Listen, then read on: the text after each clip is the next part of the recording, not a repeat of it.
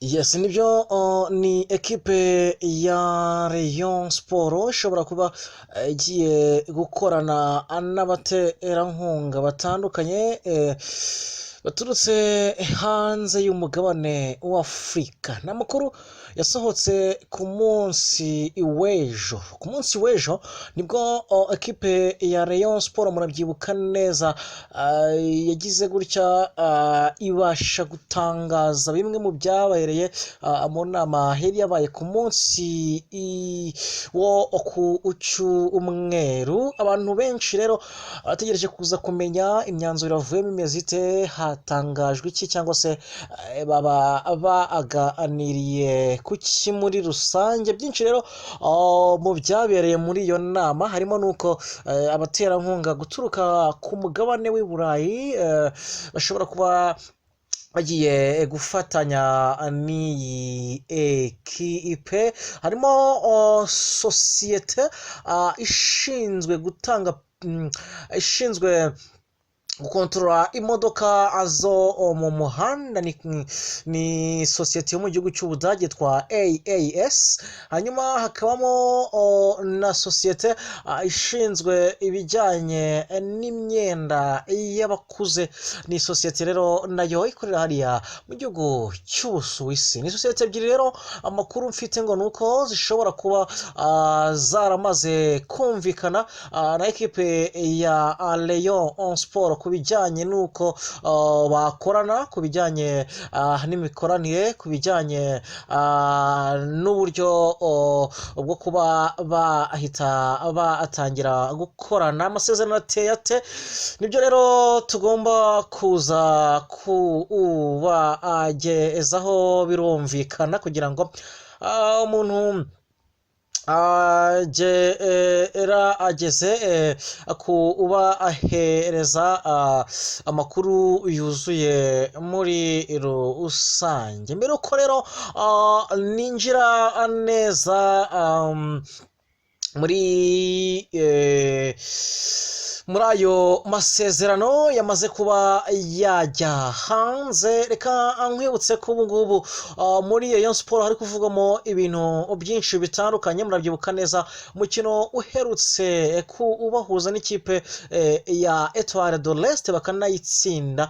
Umusifuzi wo hagati, umusifuzi wa kane, yakoze amabara nk'ayo Salima Mukansanga aherutse gukorera hariya mu gihugu cya Qatar mu mikino y'igikombe cy'isi. Aza gukora amabara rero, aza gusimbuza abakinnyi barenze. Ni ibintu byabaye, abantu benshi baravuga bati ese ni ikosa ry'umusifuzi cyangwa se yaba yabikoze nkana? Byose rero birumvikana, abantu benshi bagiye bibaza niba koko byaba ari kubikora nkana cyangwa se ari ibintu byaba byateguwe. Amakuru mfite ngo ni uko umusifuzi ari amakosa yakoze, nk'uko nabo bagiye babyiyemerera, bavuga ko ari erreur technique yabayeho, ariko atari ibintu byakozwe nkana. Ni ibintu nahoze mbona ku mbuga nkoranyambaga, amagurupe atandukanye harimo na Ruhago Yacu Sport bagenda babiganiraho cyane, bavuga ati ese ni gute umusifuzi nk'uyu nguyu asifura akagera naho yibagirwa akaba yakora substitutions zirenze, cyangwa se akaba yasimbuza abakinnyi barenze. Nabonye babyise sakirirego, ibinyamakuru bitandukanye byagiye bibivugaho uko bishatse. Birumvikana buriya kuko Rayon Sport ni ekipe nkuru, ni ekipe ifite umufana, ni ekipe ifite icyo nakwita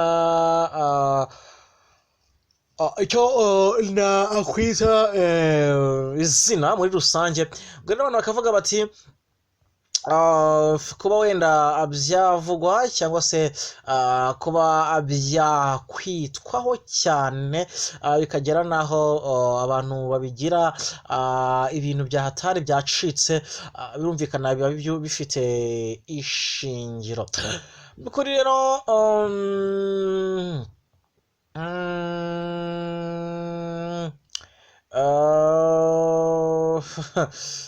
n'ibitekerezo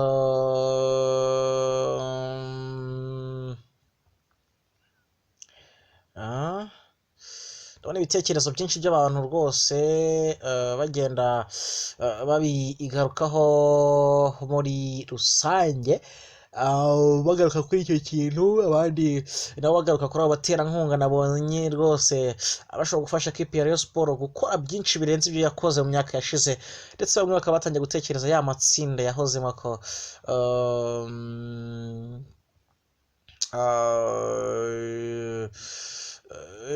yahozemo ko ishobora kuba rwose yakongera kuba yakora iyo bwabaga ikaba asubiramo. Ndabona yitwa Mwizerwa Dieudonné ati ndabakurikira cyane nibereye hano i Nyagatare, ati mu by'ukuri ati ekipe ya Rayon Sport ni ekipe yacu, ati tugomba kuza atwara shampiyona uyu mwaka turi determine. ati nitwa Dr Pierre ati ese kuki mutumva ko amakosa ashobora kubaho? Niba harabayeho amakosa ntimukajye mubikuririza, n'ibintu bishobora kubaho mu buzima. Arakoze cyane Dr, natwe ntabwo twavuze ko bidashobora kubaho, twatanze inkuru.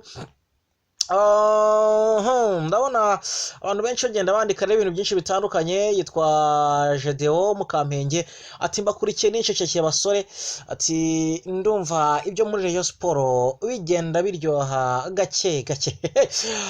Kuri ubu rero ndabona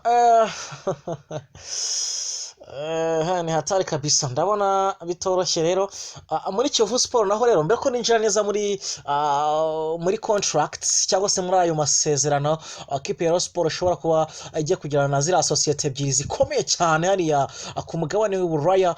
Reka nkwibutse ko muri ekipe ya Kiyovu Sport zabyaye amahari cyangwa se zatangiye kubyara amahari. Perezida wa kipe ya Kiyovu Sport yitwa Mvukihe Juvenal, ku munsi w'ejo agira ngo nibwo naberetse ifoto afashe ibintu by'ibifaranga ukuntu abantu benshi batagiye kubyibaza hataye amafaranga, ariko ayo mafaranga ni hatari. Abantu benshi batangiye kuvuga bati hashobora kuba harimo izindi kata, harimo ibindi bintu ibyo ari byo byose, ariko ntabwo byaba byoroshye uko byagenda kose. Ati bimeze bite rero n'amakuru? Mu by'ukuri abantu benshi bagiye bayafata uko bashatse cyangwa se bayatanga mu buryo bishakiye, kubera ko buri wese buriya agira interpretation y'inkuru ye abitewe n'icyo ashaka kugaragaza ndetse n'ubumenyi afite mu bijyanye no kwandika. Ati burya ngo ahacumba umwotsi haba hari n'umuriro. Wo muri Kiyovu Sport watangiye gutunguka mu kirere kwa 27 Ugushyingo 2022, umunsi ekipe yatsinzwemo na Gasogi United ibitego bigera kuri 3-1. N'umunsi washaririye abayovu kuva kubo hasi bamwe bisiga amarangi kugera ku bushorishori bwayo, ku ntebe yicaweho na Mvukiyehe Juvenal. Uyu mugabo umukino ukirangira yahise abwira itangazamakuru ko atishimiye uburyo umutoza we Andre Londet yitwaye, ndetse ko agomba kumuhagarika akanahabwa ibihano, ariko yaje kwisubiraho avuga ko yabikoreshejwe n'umushinya. Uburakari bwo gutsindwa na Gasogi United bwanageze kuri Visi Perezida wa Kiyovu Sport bamwita Ndorimana Jean François Regis uzwi nka General, nawe ntiyariye indimi mu kwerekana ko atanyuzwe nuko ekipe ye imaze kwitwara.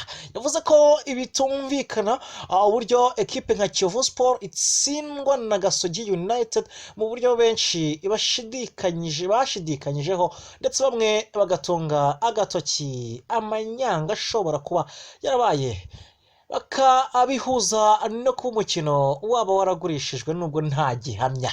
reka nongere ako kantu mbere y'umukino kuwa mbere tariki ya 26 Ugushyingo 2022 komite ya Kiyovu Sport yaganiriye n'umutoza Alain Rondet nyuma y'imyitozo ya nyuma baganira kubikwiye kunozwa bumvikanye ko mu bakinnyi bazifashishwa mu izamu habanzwamo Nzey Rwanda Jihad wari umaze icyumweru yitoza kandi aheruka no kwitwara neza mu mikino yari amaze iminsi akina.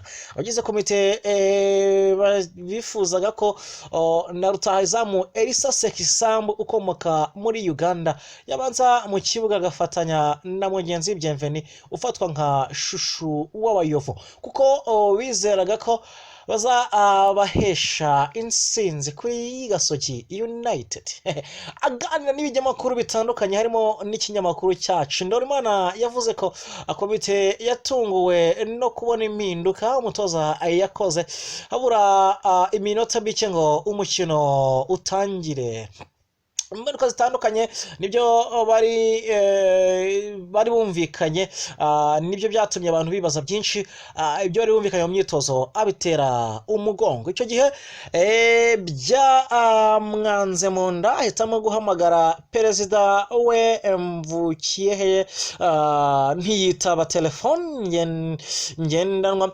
Yaje kwinjira muri stade ya Kigali igitego cya mbere cya Gasogi United cyamaze kwinjira yagize ati mbere y'umukino namuhamagaye inshuro 9 kuri telefone ngendanwa atayitaba nshaka kumubaza uburyo umutoza abanza mu izamu Kimenyi Yves utarakoze imyitozo ya nyuma asiga Nzey Rwanda Jihad wakoze imyitozo icyumweru cyose kandi amaze iminsi yitwara neza gusa nta gisubizo nabonye. Inama yakozwe kuwa mbere kuri stade ya Kigali dukurikiye imyitozo. Nyuma y'imyitozo perezida yavuganye n'abakinnyi n'umutoza Rondet yemeza ko umwuka umeze neza mu ikipe nta kibazo. Icyo gihe Kimenyi ntiyari mu myitozo ya nyuma nayo mpamvu nk'umuyobozi twafashe icyemezo cy'uko yabanza ku ntebe y'abasimbura. Yongeyeho ko bumvikanye ko na rutahizamu Elisa Sekisambu agomba kubanza mu kibuga agatahana izamu na mugenzi Bienveni umaze iminsi yitwara neza. Ati twumvikanye ko ubusatirizi buri buhe akazi gakomeye Gasogi United twabiganirije n'umutoza arabyemera ariko siko byagenza ahubwo Sekisambu twatunguwe no kumubona ku ntebe y'abasimbura. Kuva icyo gihe umutoza ntaratubwira impamvu yakoze impinduka kuko avugana na perezida gusa niwe agenda ahereza raporo. Ndorimana utishimiye uko ikipe iyobowe atangaza ko perezida Mvukiyehe afata imyanzuro nta muntu agishije inama. Ati Juvenali yaje asanga ikipe itari ahantu heza ayishyira no ku rwego rushimishije ariko ibyo ari gukora ari kwivangira. Nta muntu wifuza kumubyiga muri Kiyovu Sport, nta n'utifuza ko yayiyobora kuko ayiyoboye neza, ariko nanone hari imitima y'abantu ibabaye kubera imyitwarire ye. Uyu munsi ati nagiye ndegura nagarutse murama imigabane 51%. Yamusabye gushikama agahitamo akuyobora ikipe cyangwa akayireka akagenda igahabwa abandi. Ati uyu munsi umva avuze ngo ibi bintu ndabirambiwe, Kiyovu Sport ndashaka kuyivamo. Ejo ukumva yagarutse. Nahitamo nahitamo kimwe, niba yifuza kuguma muri ikipe nayigumemo atuze tuyiyoborere hamwe nka komite, cyangwa agende ayisigire abashaka kuyiyobora. Ndorimana nka vice perezida w'ikipe yo kumumena yatangaje ko Kiyovu Sport itabura kwibaho ntabi na gatoya. Yunzemo ati Kiyovu Sport imaze igihe kinini iriho, kuba yaraje akayishyira mu bihe byiza ntabwo ari ibintu bidasanzwe. Igikombe twaragitwaye cya made in Rwanda, ariko twigeze gutwara n'ikindi cy'inzitiramubu, ariko nta shampiyona turabona, nta gikombe cy'amahoro turatwara. Ndorimana yemera ko ikipe ikina neza, ifite abakinnyi beza, ariko itakaza imikino mu buryo budakwiye. Kuri we asobanura ko ibi ari nabyo byamuteye kuvugana uburakari nyuma y'umukino wa Gasogi United. Ati twese twari dutangiye kumushyigikira ngo dutware igikombe cya shampiyona, nge nta kindi cyanzanye muri Kiyovu Sport. nagiraga ngo ndebe ko twagitwara, naje nje gushyigikira umuntu nabonaga ari mu murongo mwiza tukagitwarana, ariko ntungurwa no kubona aho mbigereyemo ibintu byose bihindutse. Ibyo nabonye si byo nabonaga mbere ndi hanze yayo, ariko bikomeje nk'uko bimeze. Kiyovu gutwara igikombe cya shampiyona byaba ari inzozi. Mvukiyehe weruka gutangaza ko azegura ku buyobozi bwa Kiyovu mbere y'uko umwaka urangira, yashimangiye ko yaba akiri mu ikipe cyangwa yayivuyemo izegukana igikombe cya shampiyona. Kuri Ndorimana we avuga ko bigoye kuko nta mucyo uri mu ikipe ku buryo byatuma igera ku ntego zayo. Ati ibintu byose ntiwabikora uri wenyine ngo ubishobore.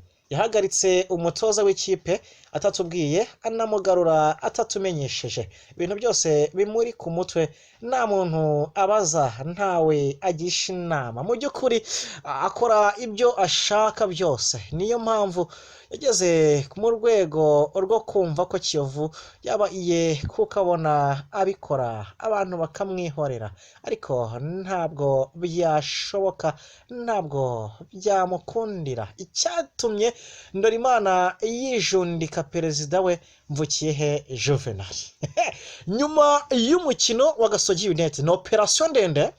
Nyuma y'umukino wa Gasogi United, Ndorimana yumvikanye avuga ko atemera uko ikipe ye yapanzwe, asa n'ushaka gutunga agatoki perezida Mvukiyehe Juvenal. Yavuze ko Mvukiyehe ari we warambagije umutoza kandi bakorana umunsi ku wundi. Ati sinamutunze urutoki 100%, ariko niwe numvaga ko abifitemo uruhare, kuko twapanze ibintu nge nawe nka vice perezida we, nawe komite turi stade, ariko ntibyakurikijwe. Mbere y'uko ikipe ijya mu kibuga naramuhamagaye, kandi nahamagarwaga n'umutoza wungirije na team manager, bamaze bati ibintu twapanze ejo ko umutoza bihinduye. Umutoza niwe wamuzanye, nta wundi ngomba kubibaza, ni perezida. Icyakora Ndorimana yisubiyeho ku magambo yatangaje nyuma yo gutsindwa na Gasogi United, ashimangira ko hari ibyo atashiraga amakenga, byasanishijwe no kuba umukino wagurishijwe, icyo bita match fixing. Icyo gihe yari yagize ati abantu barakubwira ngo Brussels barakize, sinzi ikindi kibyihishe inyuma. Nge nibwo nkiza mu buyobozi bwa Kiyovu Sport, ariko ni byavugwaga mbere y'uko nza, ariko sinakwemera kuba muri uyu mwanda biramutse bihari ikoko. Ntabwo turi insina ngufi kuri Gasogi, hari ibintu byinshi bibera mu mupira wacu. Ntabwo Kiyovu ari ikipe yo gutsindwa na Gasogi. Ni muri bamwe bemeza ko ari match fixing. Hari byinshi twaganiriye mu nama mbere y'umukino, ariko nta na kimwe cyakurikijwe. Aganira n'ikinyamakuru twari kumwe hariya kuri stade, birumvikana Ndorimana yasobanuye, ubwo twari dukora iyo operasiyo nyine, Ndorimana yasobanuye ko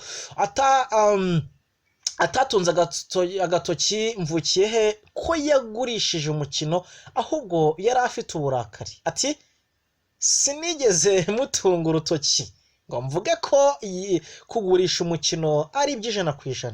Nari mfite umujinya kandi mvuga ko nemeranywa na bamwe mu bafana bemeza ko uyu mukino wari wagurishijwe nubwo ibyo nabivuze ariko byavugijwe mu bafana babetinze i Burayi n'abandi bari bazi uko umukino uri burangire. Hari n'uruhande ureba ukabona ko abafana kubivuga bafite impamvu. Ekipe Gasogi United imaze imyaka 3 itsinda ikipe Kiyovu Sport, nta kipe itaratsinda mu myaka 3 ishize.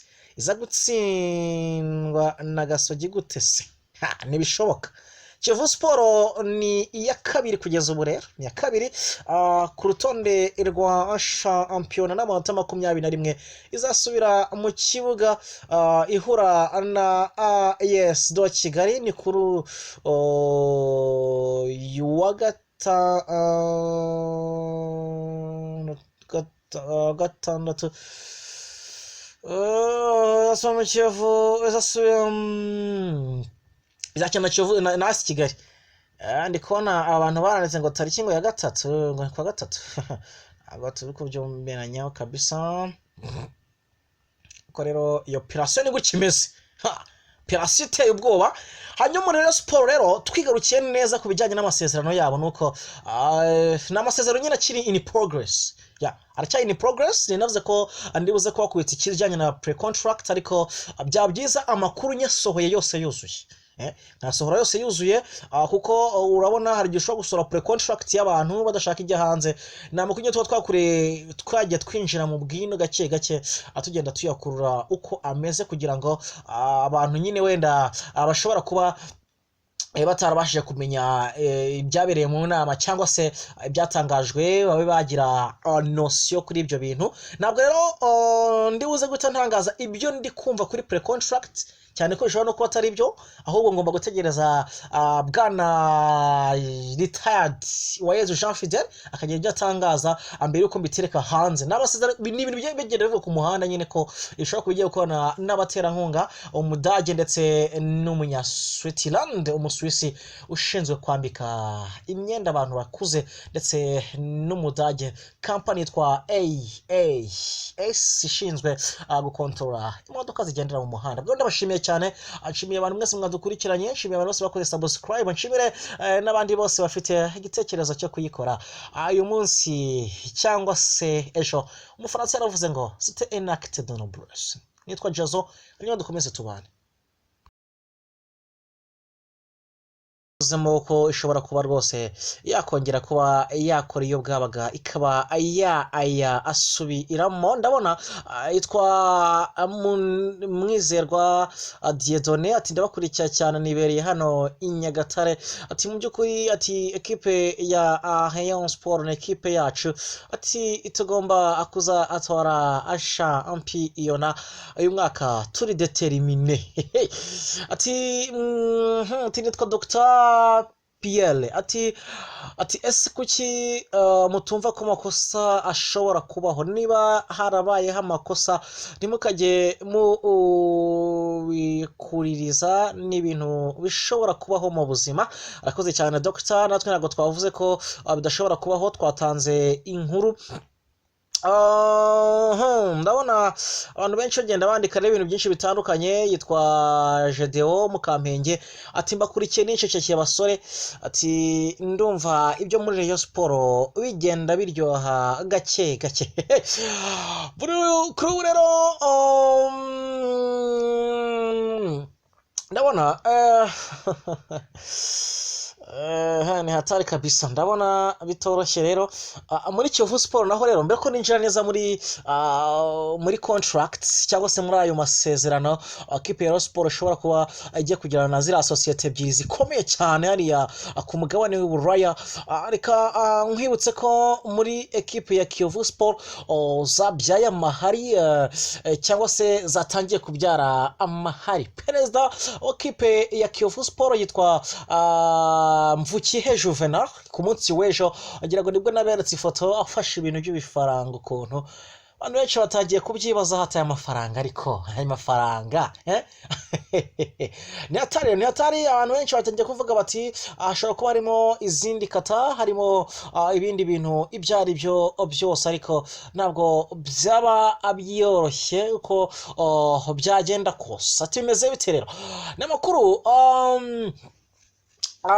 mu by'ukuri abantu benshi bagiye bayafata uko bashatse cyangwa se bayatanga mu buryo bishakiye kubera ko buri wese buriya agira interpretation y'inkuru ye abitewe n'icyo ashaka kugaragaza ndetse n'ubumenyi afite mu bijyanye no kwandika ati burya ngo ahacumba umwotsi haba hari n'umuriro wo muri Kiyovu Sport watangiye gutunguka mu kirere kwa 27 Ugushyingo 2022 umunsi ekipe yatsinzwemo na Gasogi United ibitego bigera kuri 3-1 n'umunsi washaririye abayovu kuva kubo hasi bamwe bisiga amarangi kugera ku bushorishori bwayo ku ntebe yicaweho na Mvukiyehe Juvenal uyu mugabo umukino ukirangira yahise abwira itangazamakuru ko atishimiye uburyo umutoza we Andre Londet yitwaye ndetse ko agomba kumuhagarika akanahabwa ibihano ariko yaje kwisubiraho avuga ko yabikoreshejwe n'umushinya uburakari bwo gutsindwa na Gasogi United bwanageze kuri visi perezida wa Kiyovu Sport bamwita Ndorimana Jean François Regis uzwi nka General nawe ntiyariye indimi mu kwerekana ko atanyuzwe nuko ekipe ye imaze kwitwara yavuze ko ibitumvikana uburyo ekipe nka Kiyovu Sport itsindwa na Gasogi United mu buryo benshi bashidikanyijeho ndetse bamwe bagatunga agatoki amanyanga ashobora kuba yarabaye bakabihuza no ku mukino waba waragurishijwe nubwo nta gihamya kanongera ukana mbere y'umukino kuwa mbere tariki 26 Ugushyingo 2022 komite ya Kiyovu Sport yaganiriye n'umutoza Andre Londet nyuma y'imyitozo ya nyuma baganira kubikwiye kunozwa bumvikanye ko mu bakinnyi bazifashishwa mu izamu habanzwamo Nzey Rwanda Jihad wari umaze icyumweru yitoza kandi aheruka no kwitwara neza mu mikino yari amaze iminsi akina abagize komite bifuzaga ko na rutahizamu Elisa Sekisambu ukomoka muri Uganda yabanza mu kibuga agafatanya na mugenzi Bienveni ufatwa nka shushu w'abayovu kuko bizeraga ko baza